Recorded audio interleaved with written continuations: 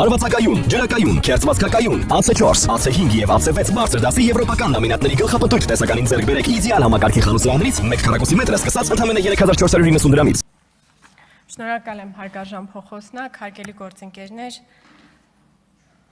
հարգելի ընդդիմություն, ձեզ արդեն իսկ քննադատեցին 3 դահլիճը լքելու առնչությամբ, բայց ես կցանկանայի այս հարցին նաև դիտել եւս մի դիտանկյունից 3 օրվա սկզբում, երբ դեռևս վարչապետը ներկայացնում էր կառավարության ծրագիրը, ընդմիջման ժամանակ ձեր խմբակցության ղեկավարը լրագրողների հետ հարցուպատասխանի ժամանակ մեզ մեղադրեց, թե մենք չունենք բազային բանակցային կարողություններ։ Ասեց, տեսեք, վարչապետը չի ցանկանում եւ քաղաքականությունը վարել, նա ցանկանում է կամ քաղաքականությունը վարել, երբեմն նաև օգտագործում է, սրում է հարաբերությունները, արտահայտությունը, ինչ որ բանակցությունների մասին պատկերացումներ ունի, որը չի տեսնում մեր մեջ։ Հետո վերադարձակ դահլիճ եւ ակնհայտ դարձավ, որ այս ամբիոնից մեզնից ցանկացած մեկը կարող է ձեզ ստիպել սկզբում սեղանին խփել,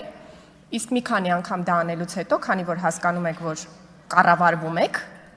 այստեղ խոսացող մարդու կողմից, հնարավոր է ձեզ պարզապես դահլիճից դուրս հանել։ Ուր են կորչում ձեր բանակցային ունակությունները այդ պահերին։ Ոնց եք պատրաստվում, էլի, դուք օրինակ հանդես եք գալիս, որ տենց ռազմավարական համբերություն ունեք, կարող եք մեծ պետությունների հետ, փոքր պետությունների հետ ավելի լավ բանակցեք, քան մենք։ Բայց մի իրավիճակ է Հայաստանի Հանրապետության ազգային ժողովում եւ հնարավոր է այնպես անել, որ դուք ձեր աթոռից վեր կենաք, գնաք։ Այստեղ կանգնած մարդը կարա այդպիսի բան ձեզ հետ անի։ Բա ո՞նց եք բանակցությունների դուք մասնակցելու այդ պարագայում։ Այստեղ ձեր գործընկերներից մեկն էլ էր ասում, կոճակների տեղը մենք էլ գիտենք եւ այլն։ Հարցը իմանալը չի, հարցը դիմացինին թույլ չտալն է այդ կոճակներին սեղմել։ Հարված ընդունել։ Հետո մյուս արդեն ճեպազրույցում հարցնում են, ասում են, լավ, իսկ անկլավների հարցը դուք ո՞նց կբանակցեիք։ Եվս մի հանճարեղ մոտեցում այդտեղ է դրսևորում, ասում է Ադրբեջանը պետք է նախ եւ առաջ վերադարձնի մեր հողերը, որպիսի ապացուցի, որ ազնիվ է խաղաղության օրակարգում։ Այսպես են բանակցություններ վարում, գնում են, նստում են բանակցային սեղանում, ասում են դու նախ եւ առաջ պիտի ապացուցես, որ անկեղծ ես, նախ եւ առաջ վերադարձնես մեր հողերը։ Այսինքն դելիմիտացիան, դեմարկացիան դնում ենք մի կողմ, կողքի պետության առջև դնում ենք նախապայման, որ նախ եւ առաջ պիտի վերադարձնի հողերը, որպիսի ապացուցի, որ խաղաղության օրակարգում ազնիվ է։ Ու դրանից հետո ինչ եք ակնկալում, որ մյուս երկիրը ինչ է անելու։ Ես գիտեմ։ Դրանից հետո մյուս երկիրը ինչ որ մի բան է ասելու, որը դուք համարելու եք, որ ձեր կոճակներին սեղմեցի, դուք դուրս եք գալու այդ բանակցություններից սենյակից, գնալու եք երաշխավորի մոտ։ Մի խանգարեք ձեր գործընկերոջը, թողեք իմ ելույթը լսի։ Երկրորդ, վերադառնանք այսօրվա թեմային Եվրոպական միություն։ Երեք ես մի քանի անգամ փորձում եմ այս միտքը ձեր տարբեր տեխնացուներին տեղ հասցնել, բայց չի ստացվում։ Միտքը հետևյալն է, որ չեք կարող դուք առաջարկել, որ Հայաստանը անվերջ բարձր արժեքներից, մարդու իրավունքներ, ժողովրդավարություն, ժողովրդավարական ինստիտուտներ, այս ամեն ինչի մասին sense բաղձանքով նայի դեպի արևմուտք, ինչը դուք անում եք, համաձայն եք, ասում եք, այո, այնտեղի ինստիտուտները պետք է տեղայնացվեն, այնտեղի կենսակերպից ենք ուզում բարեկեցության դիտանկյունից։ Հետո անվտանգության, տնտեսության հարցերում ասեք, որ կան տարածաշրջանային ռեալիաներ, ռեալ պոլիտիկ, եւ սրա օրինակը էլի ձեր խմբակցության ղեկավարն է երեք տվել այդ լրագրողների հետ շփման ժամանակ, նրան հարցրեցին, ասեցին, վարչապետ Փաշինյանը ասել է, որ բանակը անվտանգության առանցքային, բայց վերջին գիծն է, առաջին գծում տնտեսությունն է, գիտեք նա ինչ պատասխանեց, ասեց աշխարհում առհասարակ այդպես է, բայց մեր տարածաշրջանը ունի սպეციფიკա։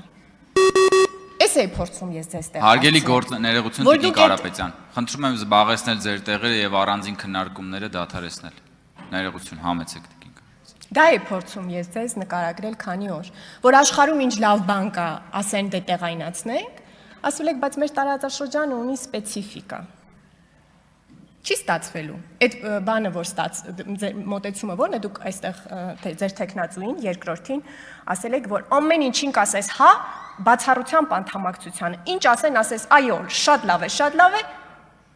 Ինչպես։ Այո, ամեն ինչ բացի անդամություն։ Այն աստիճանի, որ պարոն Հարությունյանը հարցնում է հոկտեմբերի 5-ի համաձայնության մասին, ասում է դա էլ է լավ։ Չէր ճոգել, որտեղ թեման թեթևակի փոխվել է։ Չի լինում այդպես, որ բաղձանքները, իղձերը կոնվենցիաներին համապատասխան լինեն, մարդու իրավունքների բարձրագույն դրսևորումներին արևմուտքի տենց հայ ժողովուրդը ձգվի դեպի արևմուտք, հետո գլխին տակ ասեք, բայց կան սպეციფიկ տարածաշրջան, ու ամեն ինչ ասենց լինելու։ Ասեմ ձեզ, դուք բանակում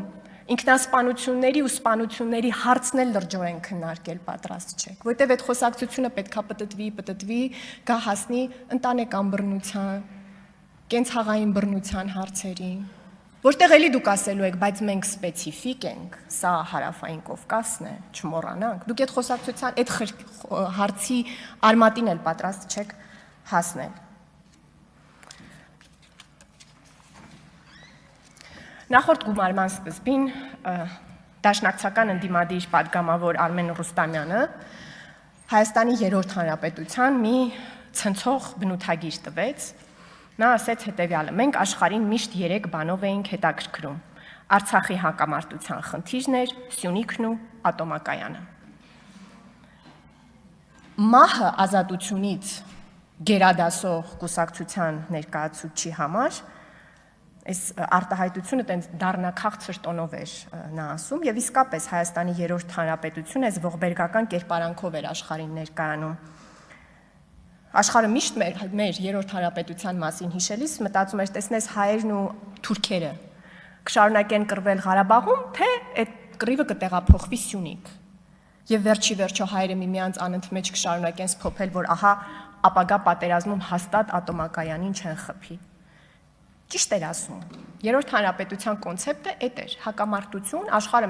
մեր մասին հիշում էր այդպիսի թեմաների մասին խոսելով, բայց մենք բոլորս այդ երրորդ հանրապետությանը կարճած էինք։ Ով կհամարձակվեր այդ նախորդ փուլերում ասեր, բայց չէ որ այդ բանակցություններում կա տարածքային ամբողջականության սկզբունք, բայց չէ որ կան ՄԱԿ-ի 4 բանաձևեր։ Բոլորս է գիտեինք, լսել էինք, բայց ասվում էր, որ դրանք ադրբեջանական թեզեր են, դրանք չի կարելի շրջանառել, ու քիչ թե շատ բոլորս այդ գիծը պահում էինք, որովհետև դա Հայաստանի կառավարող ուժի արտաքին քաղաքականությունն էր, ինչ իմաստ ուներ կանգնել եւ առանձին արտաքին քաղաքականություն վարել։ Բայց հիմա տեսեք, թե ինչ ազատությամբ եք դուք շրջանառում ադրբեջանական թեզեր, դրանք անվանելով, թե իբրև ռիսկերի եւ սպառնալիքների մասին եք խոսում։ Եռապատերազմ, նոր բան եք մտածել, պատերազմի եռագլուխ կուսակցությունը որոշել եք հակադարձել եռապատերազմով, բայց ախր գիտեք չէ, որ մեր ժողովուրդը անկախությունից ի վեր ապրել է Հայաստանի Հանրապետությունում, տեսել է առաջին պատերազմ, առաջին պատերազմում եղել են զոհեր։